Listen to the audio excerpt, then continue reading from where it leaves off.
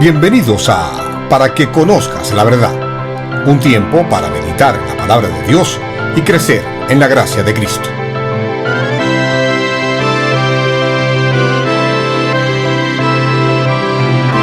Hoy con el pastor Elioenay Márquez. No es lo mismo ser religioso que ser cristiano. Pues seguir a Cristo o no está determinado por lo que creemos acerca de Él. Y es que un verdadero cristiano se caracteriza por el gozo de la fe en Jesús, el reconocimiento del señorío de Cristo y el deseo de que otros lo conozcan como su Salvador. En los tiempos bíblicos, la caracterización de un religioso eran los escribas y los fariseos, gente muy estricta en su observancia de las reglas bíblicas. Sin embargo, terminaron siendo los villanos de la historia al ser responsables de crucificar a Jesús. Pero notemos esto. Su mayor problema fue que tenían pensamientos erróneos sobre quién es Jesús y cómo seguirle. Y eso podría estarle pasando también a alguno de nosotros. Pues la salvación es solo por gracia, por medio de la fe en Cristo y no por méritos que ganamos por ser piadosos. Las palabras de Jesús siempre taladran tanto a los pecadores necesitados de comprender el camino de la salvación por gracia, como a los religiosos que se creen dueños de la salvación por medio de sus obras. Y saber si perteneces a un grupo o al otro es lo que se perfila en el texto de hoy. Porque, en primer lugar, la fe en Jesús se trata de verdadero gozo. Mas si resulta que pensar en Jesús o tratar con sus seguidores, lejos de producirte gozo, te amarga la existencia, es muy posible que estés viviendo en los zapatos de un fariseo. Ya los religiosos antes habían cuestionado por qué Jesús y sus discípulos comían con publicanos y pecadores. Y Cristo sencillamente les dijo: porque ellos necesitan la salvación. Y ahora están cuestionando: ¿por qué comen y beben ustedes con alegría en lugar de ayunar y estar de luto? Desde la antigüedad, el ayuno era señal de duelo por el pecado o por circunstancias dolorosas, pero también una expresión de insatisfacción con el estado actual de las cosas, anhelando el cumplimiento de la esperanza mesiánica. Recordemos a Ana, quien nos dice el capítulo 2 que ayunaba mientras esperaba la redención de Israel. O Juan el Bautista y también sus discípulos, que ayunaron anticipando la llegada del Cristo que vendría. Dicho eso, no nos resultará extraño que digamos que no tenía sentido que los discípulos de Jesús ayunaran ahora, pues ya había llegado aquel por quien ayunaban. Y es que la llegada de Jesús lo cambia todo. Y lo digo literalmente, porque Él es el cumplimiento perfecto. Jesús ilustró su respuesta a esta inquietud de los fariseos diciendo: nadie ayuna mientras el esposo está en la boda. Nadie corta un trozo de tela de una camisa nueva para remendar una camisa vieja. No tiene sentido. De lo contrario, terminarías con 2 camisas rotas. Y nadie echa vino nuevo en vasijas de cuero viejo, pues se rompe y se desperdicia el vino. En los 3 casos, Jesús está enfatizando que la espera había terminado, pues ya el Mesías había venido. Por una parte, el judaísmo representa el vestido y los odres viejos. Por otra parte, la venida de Jesús, su ministerio, sus seguidores son el vestido nuevo, el vino nuevo y los odres nuevos. Y es que Jesús no vino a reparar la religión judía. Su llegada traía el nuevo pacto que ya estaba anunciado, razón para celebrar la salvación y el haber sido invitados a las bodas. Por tanto, los discípulos no tenían por qué ayunar o estar tristes.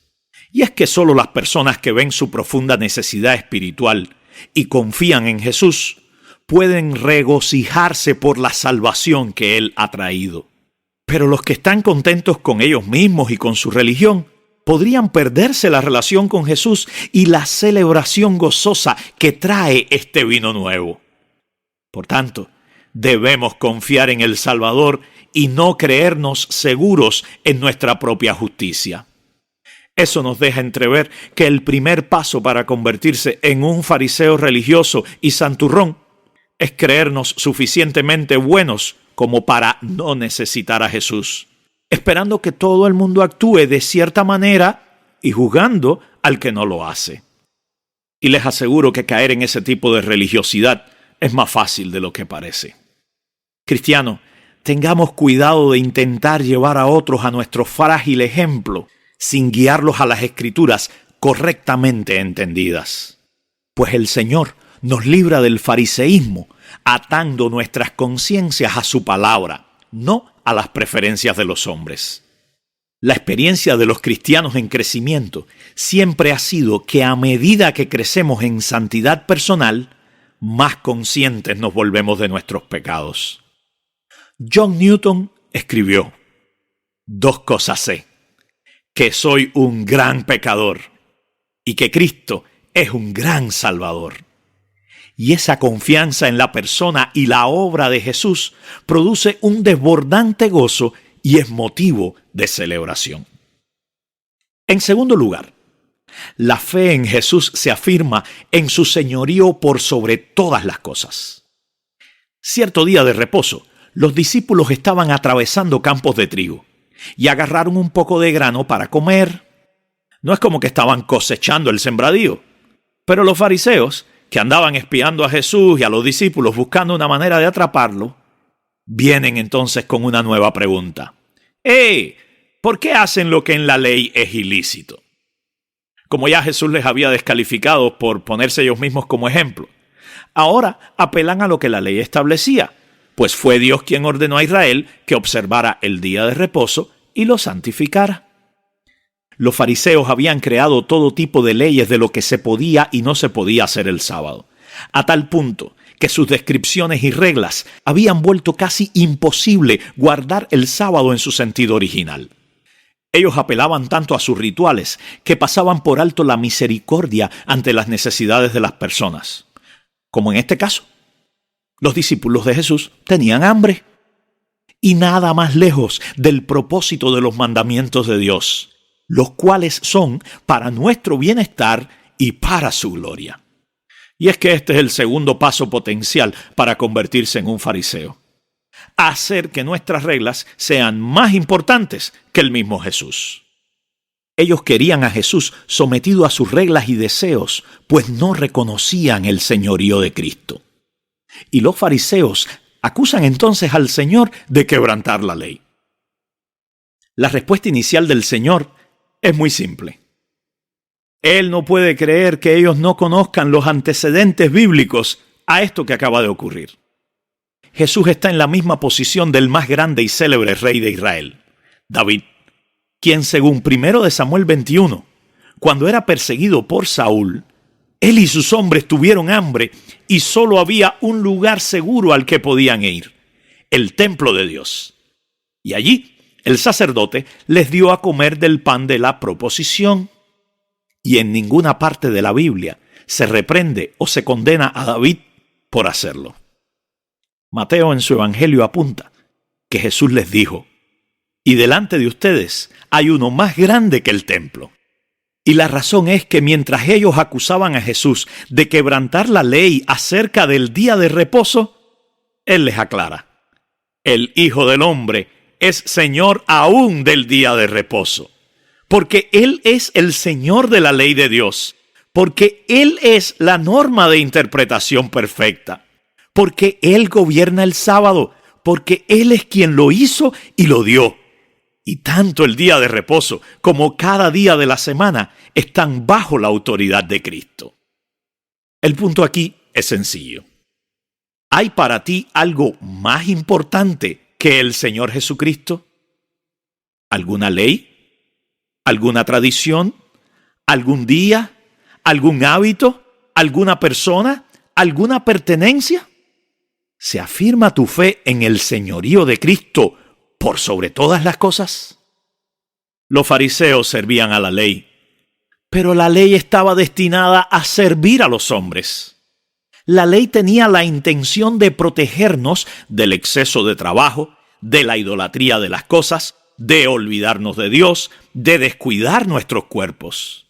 Dios invitó a su pueblo a tomarnos un día entero para no hacer nada más que conocerlo, reunirnos con Él, disfrutarle y ser refrescados por Él en nuestro espíritu. Es por eso que la buena adoración nunca agota, sino que llena, fortalece y prepara. El día de reposo es un tiempo dedicado al descanso y al refrigerio con el Señor. Y eso es justamente lo que estaban haciendo los discípulos.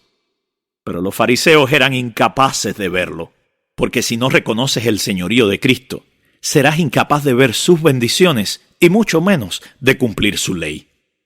El sábado fue un regalo para Israel, así como el día del Señor, nuestro domingo, es un regalo para la iglesia. Pero esto va mucho más allá de un día en cuestión. Y es que todos los que creemos en Jesús, ya no tenemos que intentar abrirnos camino hacia Dios por medio de las buenas obras, lo cual, por cierto, es imposible de lograr. Pero es que por la fe ya entramos en el verdadero Shabbat, un reposo que no se limita a un día, sino que es eterno, porque se basa en la justicia de Cristo. Así lo confirma el autor de Hebreos. Hemos entrado en el reposo que Cristo compró con su sangre. Por tanto, asegurémonos de no servir a la ley, sino al Señor de la ley, y hallaremos verdadero descanso para nuestra alma. Así que la fe en Jesús nos trae el verdadero gozo. La fe en Jesús reconoce su señorío sobre todo. Y finalmente, la fe en Jesús se muestra al aceptarle como el único y verdadero Salvador. Los versículos 6 al 11 nos exponen otro encuentro entre Jesús y los fariseos. Jesús está enseñando en la sinagoga, y allí había un hombre que tenía la mano derecha seca. Pero preste atención, los escribas y los fariseos estaban allí delante del Maestro, el Mesías esperado de Dios, el Salvador. Ellos estaban allí escuchando a Jesús enseñar la palabra con autoridad. Y ellos estaban allí expectantes, porque sabían que Jesús tenía el poder para sanar a este hombre. Y usted se preguntará, ¿confiaron finalmente en él? ¿Lo reconocerían como el Salvador? No. El único propósito de ellos era hallar ocasión para acusar a Jesús. Tenga cuidado. Usted puede conocer a Jesús, oír las enseñanzas de Jesús, ser consciente del poder de Jesús y aún así rechazar al Salvador y perderse por causa de sus propias ideas y reglas erróneas. Ahora, note también que Jesús sabía los pensamientos de ellos. ¡Cuán equivocados estaban! Así que llamó al hombre de la mano seca, lo puso en pie en medio de todos y les preguntó si lo correcto era hacer el bien y salvar la vida o lo opuesto. Siendo que nadie osó ripostar la pregunta de Jesús, entonces él sanó al hombre, lo cual enfureció a los religiosos y dejó en claro que Jesús había venido a salvar, demostrando que la prueba de la fe en Él es reconocerle como Señor y Salvador. Permítame entonces terminar subrayando algo. Si tienes dudas sobre Jesús y las afirmaciones del cristianismo, entonces los escribas y fariseos representan tu posición. Ellos observaron y escucharon a Jesús, no para encontrar pruebas que los llevaran a Dios, sino para encontrar algo de qué acusarle. Ellos estuvieron cerca de Jesús y sus discípulos, oyendo la palabra, pero solamente buscando un milagro para satisfacer sus propios deseos y luego rechazar al Salvador. No repitas el error de los fariseos. Por el contrario, asegúrate de creer la palabra de Dios, de mirar a la evidencia histórica y de poner tu fe en Jesucristo. Pues serás un verdadero cristiano cuando experimentes la fe en Jesús, que trae verdadero gozo, que reconoce su señorío y que le acepta como el único y verdadero Salvador. Te pregunto entonces, ¿eres solo un religioso o un verdadero cristiano?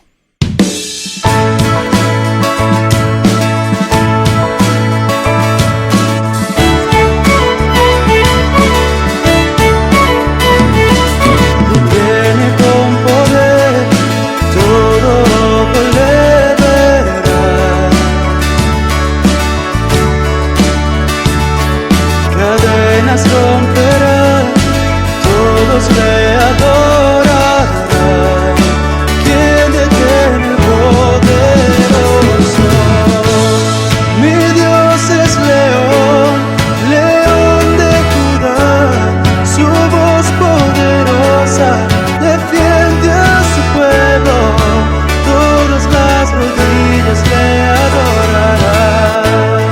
Mi Dios es cordero, Cordero inmolado, soy limpio en su sangre, ya no soy esclavo. Todos adoramos al Cordero y León, y todas las rodillas le adorarán.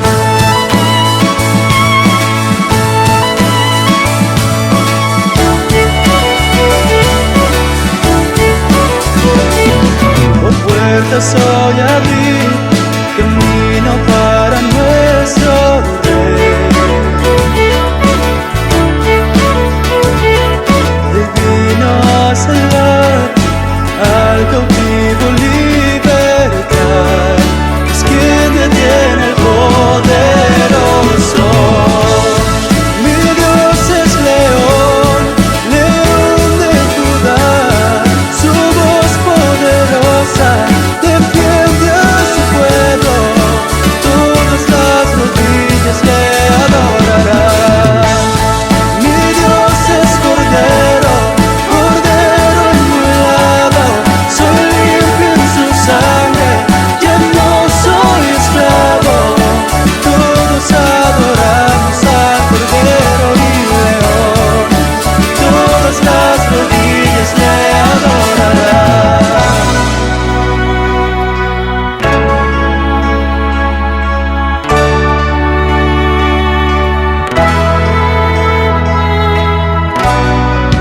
¿Quién detiene el poderoso? ¿Quién detiene el poderoso? ¿Quién detiene el poderoso? ¿Quién detiene a Dios? Mi Dios es león, león de Judá. Su voz poderosa defiende a su pueblo. Todas las rodillas le adorarán. Mi Dios es cordero, cordero inmolado. Soy limpio en su sangre, ya no soy esclavo. Todos adoramos al Cordero y León. Todas las rodillas le adorarán. Te invito a orar. Señor Jesús, demasiado a menudo soy tentado a vanagloriarme de mis propios logros y juzgar a otros cuando fallan. Te ruego que me perdones y que me concedas toda mi realización y disfrute en el gozo de que mi perfecto Salvador ya ha venido. Señor, reconozco que en mis mejores días, mis buenos motivos están mezclados con sentimientos impuros. Ayúdame a caminar en tus pasos, no para ganar el cielo, sino porque tengo la seguridad de que con tu justicia ya has ganado el cielo para mí. Y amado Jesús, siendo conscientes de que tú eres el Señor y Salvador prometido, por favor, ayúdanos a confiar solo en ti y a procurar el bien de otros, anunciando las buenas nuevas del Evangelio a los que no te conocen. Lo pedimos en tu nombre. Amén. Gracias por escuchar este programa. Te animamos a meditar en las aplicaciones de este mensaje para tu vida y te invitamos a sintonizarnos nuevamente para que conozcas la verdad.